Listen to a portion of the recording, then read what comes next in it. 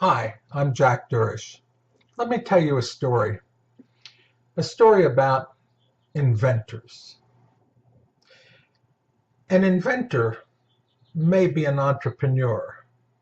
Entrepreneur may be an inventor, but inventing a product or building a business, those are two different things. And always remember, a product is not a business. An invention is not a business. Let me put that another way. The goal of an inventor is to bring a product into existence. The goal of the entrepreneur is to bring a business into existence. The business may be built on products or services. But the bottom line is they're two entirely different things. I never invented anything. Had some crazy ideas from time to time, but never really brought them into being. But I have worked with inventors. And I got to tell you the truth, between entrepreneurs and inventors, I think I'd rather work with entrepreneurs. Inventors can be strange beasts to work with. Now, don't look at Thomas Edison. He is total anomaly. Thomas Edison built a business out of inventing. The man was a master of it, a genius of it. When they called him the genius of Menlo Park, they knew what they were talking about. The man basically had a team of engineers and scientists and workmen, craftsmen working under him, and he would set them tasks to invent something. But his true genius was in bringing the products of their work, the inventions, to market. That's where he really shined. In most cases, there were some notable failures, but now most inventors are not like Edison. One of the biggest problems you'll have in dealing with inventors is that typically, now I'm not saying always, but most of those that I ever dealt with, they almost believe that this one product is the only product they're ever going to have. They take a proprietary interest in it. It's more like their child than their product, and you have to deal with them very carefully. One of the best or worst examples I can think of for you was a company that I was working with. They fabricated supplies for babies' rooms. They made the crib sheets and the bumpers that went around the crib and the curtains and the wall hangings. Everything was oriented to nursery.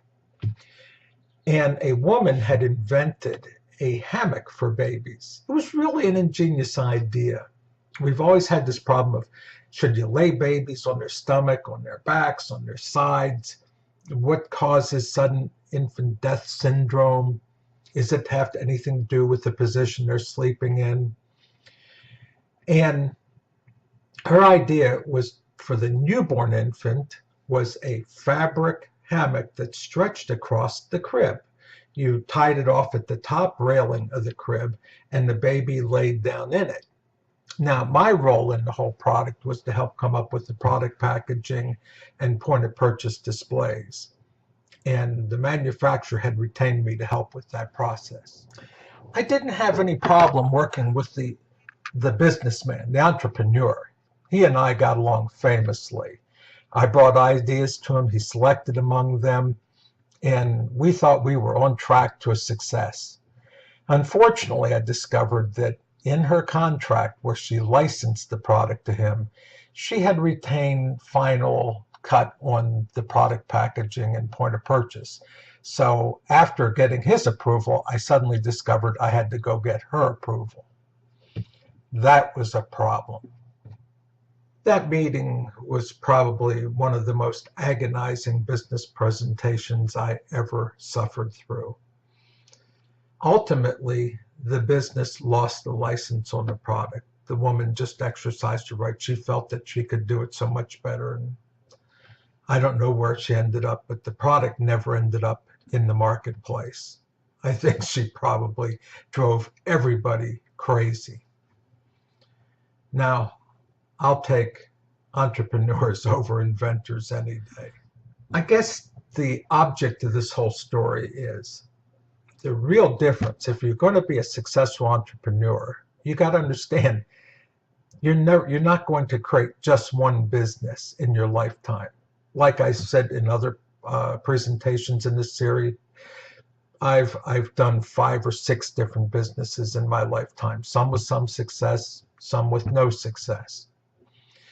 An entrepreneur, as a matter of fact, even when he's successful, simply gets bored with it. He'll sell off to someone else. They will continue the business if it is a success, and he'll go build something else new. It's just the nature of being an entrepreneur. Whereas the inventor, they get that one product and they're fearful they'll never have another product again. Yeah, I think I wouldn't mind working with a Thomas Edison, but any other inventor, I don't think I ever want to get near him again. So keep this in mind. Good luck with your inventions or your businesses, and see you next time.